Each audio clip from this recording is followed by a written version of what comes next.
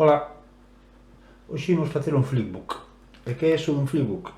Pois é o procedimento, se cadra algo rudimentario, pero eficaz, de facer unha pequena animación na que se utiliza calquer libreta, blog, libro, incluso, calquer elemento dotado de páxinas de papel, nas que se fan dibuxos moi similares en cada páxina, moi parecidos, con unha pequena modificación que ao ser pasados rapidamente co dedo polgar, pois dan a sensación, ou certas sensacións, e se fai ben, de movimento.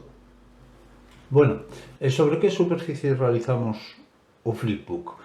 Como en principio non queremos manchar nin estragar ningún libro, nin unha libreta de matemáticas, por exemplo, eu vos dou tres opcións. Unha, un taquiño destes de posits.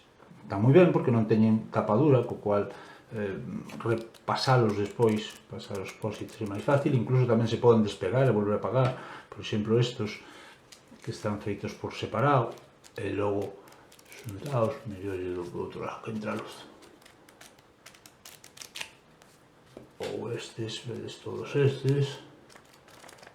Entonces, un taquiño de posits. Outra opción, facelo con follas soltas. Por exemplo, este caso son cartulinas, fichas de cartulina, que tamén funcionan. O único problema aquí é que logo as follas non se perdan e aparte sujetadas, claro, que non é doado. A ver, facéilas ao revés, sería así.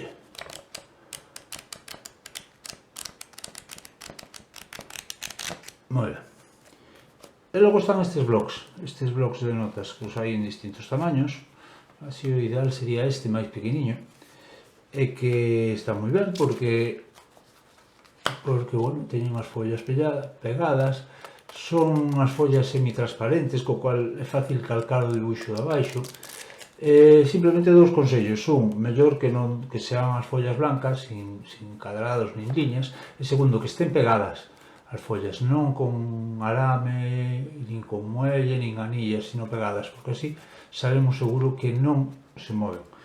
Eu, agora mesmo na casa, simplemente teño este, que é un pouco máis grande, pero bueno, vamos facelo aquí, entonces.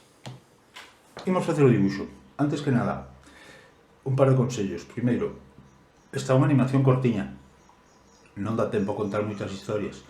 É dicir, podes facer o Titanic fundíndose, pero non me contes a película completa, porque non dá tempo. Segundo, os dibuixos, que sean sencilliños, máis ben, por exemplo, se facemos personaxes, pois que sexan así de paus, de pauciños e circuliños, non? Sin meterse moitas máis fonduras. Unha, porque hai que repetilos moitas veces. Outra, porque bueno, tampouco complicarnos de entrada.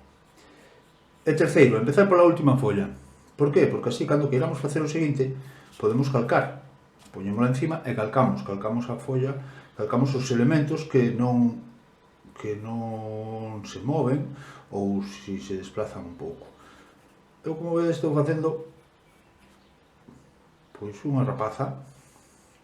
Vou facer unha parella. Bailando. E vou...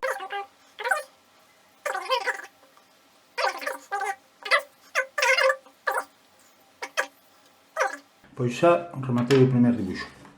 Como vedes, inicialmente o fixen con este lápiz duro, pero logo repasei con este lápiz máis blando, sobre todo para ahora pasar a segunda folla e, como vedes, se transparenta, co cual podemos dibuixar casi por encima. Eu o único que vou facer, esta parella vou facer que baile, vou facer que den un pequeno pincho antes de liarse a bailar. Entonces, o que fago é simplemente onde están, pero os poño un pelín máis altos.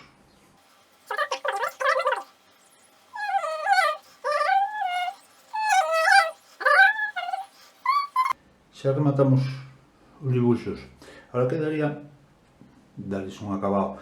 Podríase pasar a tinta, pero eu creo que pode quedar así. O que sí, vamos a borrar con este cachiño de goma trapalleiro que temos aquí. Vamos a borrar pois as liñas que sobran e tamén darlle color. Pero iso sí, eu tamén aconsello non darlle demasiado cores, porque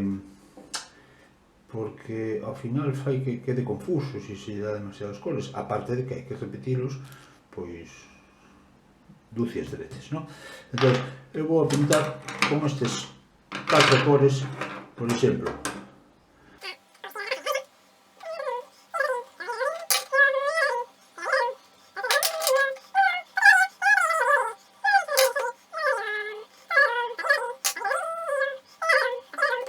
Por 20 horas despois, temos o chollo acabado.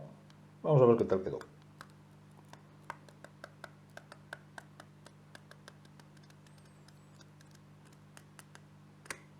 Bueno, non está mal, pero hai un último paso importantísimo, que é banda sonora. Hai que meterlle música a isto, que sin música non é o mismo. Vamos alá. Dentro música.